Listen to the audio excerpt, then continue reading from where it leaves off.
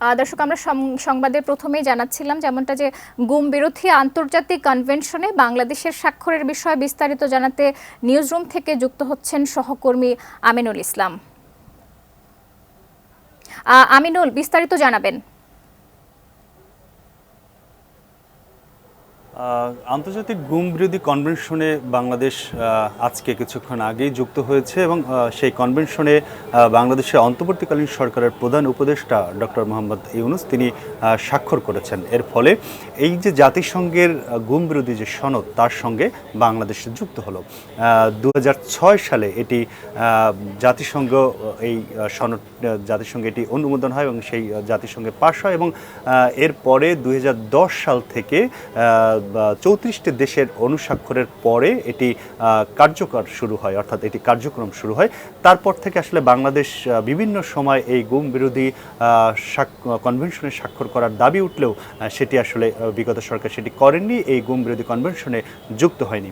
অন্তর্বর্তীকালীন সরকার এসে এই কনভেনশনে স্বাক্ষর করার পরে এখন আসলে সেটি অনেকটাই এই যে বিভিন্ন সময়ে যে গুমের অভিযোগ উঠছে সেটির যে দায় মুক্তি থেকে সেটি দেওয়ার আর সম্ভব হবে না এবং সেটির বিচার প্রক্রিয়াটি অনেকটা সহজ হবে।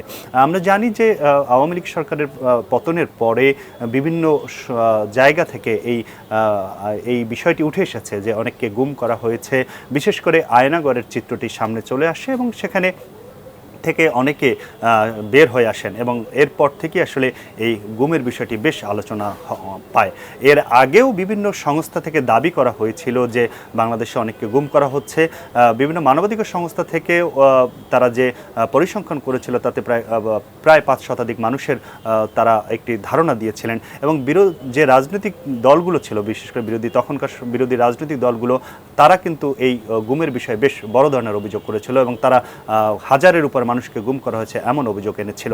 কিন্তু এই গুম বিরোধী কনভেনশনের সাথে যুক্ত না থাকার কারণে বাংলাদেশের সরকারের একটি সুযোগ ছিল আসলে যে এই দায় মুক্তি পাওয়ার। এখন গুম বিরোধী কনভেনশনে স্বাক্ষরের পর আর কোনো সরকার আর দায় মুক্তি পাওয়ার সুযোগ থাকবে না, অর্থাৎ সকল ধরনের গুমের বিচারের প্রক্রিয়াটি অনেকটাই সহজ হবে এবং ভবিষ্যতেও এই গুম বিরোধী কার্যক্রমটা অর্থাৎ গুম করার ক্ষেত্রে তাকে কঠিন জাতিসংঘের যে কনভেনশন আছে সেই বিষয়টি সামনে চলে আসবে এবং তার আওতায় বিচারের করার প্রক্রিয়াটি সহজ হবে। তো আজকে সেই কনভেনশনে যুক্ত হলো বাংলাদেশ এবং দীর্ঘদিনে মানবাধিকার যে সংগঠনগুলো রয়েছে এবং যে রাজনৈতিক অনেক দলগুলো ছিল তাদেরও দাবি ছিল, তার প্রেক্ষিতে আসলে একটি মানবাধিকারের একটি জায়গাতে আরেক ধাপ এগিয়ে গেল।